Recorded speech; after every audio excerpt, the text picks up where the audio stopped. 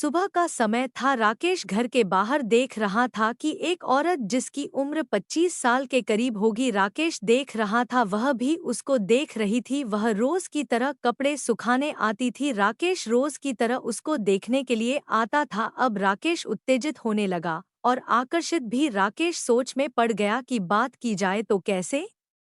राकेश का दोस्त जो उससे मिलने आता था उससे सहायता मांगी। राकेश ने एक कागज पर लिखकर दोस्त के हाथ से पर्ची भिजवा दी, जिसमें उसने अपना प्रेम प्रसंग लिख डाला जिसको राकेश पसंद करता था। राकेश के दोस्त को एक पर्ची दी और बोली, लो ये पर्ची दे देना। राकेश ने जब वह पर्ची देखी, उसने ये लिखा था, तुम मुझसे बात करना चाहते हो, लो मेरा नंबर, बात कर लेना। लेकिन रात को राकेश के अंदर एक उमंग जागी। राकेश ने रात होते ही झट से कॉल मिलाई। अंजलि भाभी ने बोला, हेलो।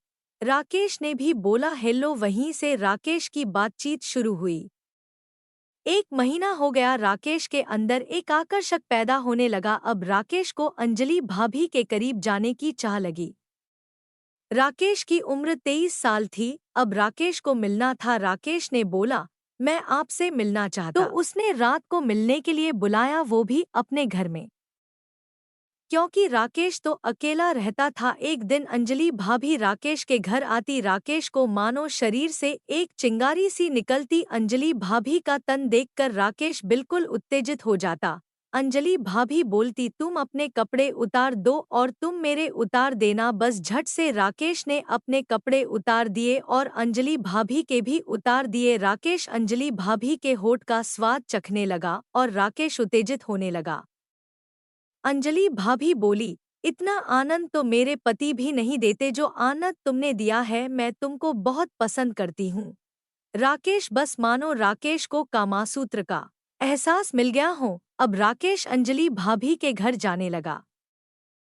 जब जरूरत होती राकेश पहुंच जाता। राकेश और अंजलि भाभी हमबिस्तर हो ही रहे थे कि दरवाजे घंटी बजी। अंजलि भाभी काफी डर गई और राकेश भी काफी डरने लगा। जल्दी जल्दी से अंजलि भाभी ने कपड़े पहने और राकेश को खिड़की से भगा दिया। कुछ दिनों बाद राकेश को पता चला कि अंजलि भाभी घर खाली करने वाले हैं, कहीं और रहने का बंदोबस्त कर रहे हैं।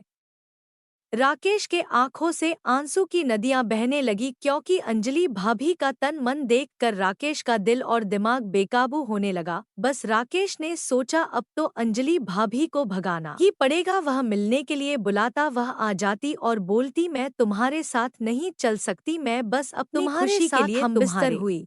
तुम्हारे लिए मेरे दिल में किसी भी तरह का प्रेम नहीं है। और वह बात अंजलि का पति सुन लेता और अपनी बीवी को जोर से चाटा मारता और बोलता, अपने यौवन सुख के लिए तुम एक आदमी का इस्तेमाल कर रही हो।